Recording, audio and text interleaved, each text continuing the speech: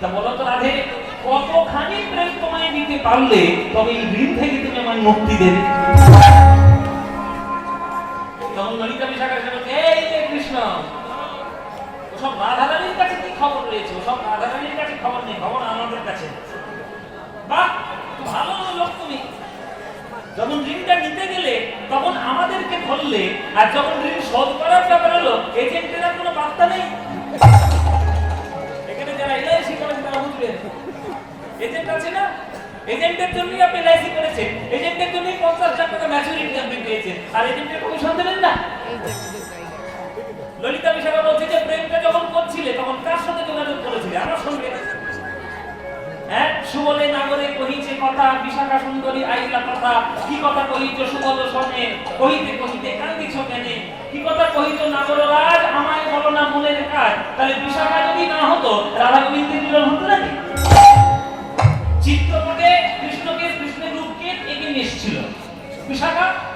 তাই বিশাখা তুমি প্রশ্ন করছি, কি গো, প্রেমটা ঘটালাম আমি, যোগাযোগ করিয়ে দিলাম আমি, ঋণটা পাইয়ে দিলাম আমি, এখন সম্পর্ক যখন শেষ তখন এজেন্টের পাত্তা নাই। এটা তোমার উচিত নয় হে কৃষ্ণ। হ্যাঁ বলছো, তুমি বলছো, চিন্তা করো তাহলে কি হবে? তখন কৃষ্ণ এবার রাধারানীর চরণ ধরে, মানে চরণটা ছেড়ে এইবার সখীদের চরণ ধরেছে। আচ্ছা ঠিক আছে সখীরা, তোমরা তোমাদের কাছে ভুল করেছি আমি, বলো কতখানি প্রেম দিতে পারলে তবে মুক্তি পাবো? তখন 8টা সখী কৃষ্ণকে ধীরে ধীরে বলছে, হে গোবিন্দ, যদি ঋণ কেউ নেয়, যদি এককালীন শোধ করতে না পারে তাহলে কিস্তিতে কিস্তিতে শোধ করতে হবে। তুমি কিস্তিতে কিস্তিতে শোধ করো না, তাই তোমার ঋণের সুদটা আসলের থেকে কয়েক কোটি গুণে বেশি হয়ে গেছে। এখন সারা দাপর যুগ ধরে যদি তুমি প্রেম বিতরণ করে যাও, ওই প্রেমের ঋণ থেকে তো তুমি মুক্তি পাবে না। ওমা, কি হবে? 8,32,000 বছর, আমাদের 8,64,000 বছর আমাদের দাপর যুগের বয়স। এত বছর গেলেও শেষ হবে না? বলে না, ঋণের সুদটা আসলের থেকে কোটি গুণ বেশি হয়ে গেছে। তাহলে উপায় কি? বলে উপায় একটাই আছে দয়াময়, আগামী কলিযুগের দাঁড়ে দাঁড়ে কে কোথায় পাপি তাপি পতিতে চন্ডাল আছে খুঁজে খুঁজে, যদি হাতে ধরে পায়ে পড়ে যদি করতে পারো,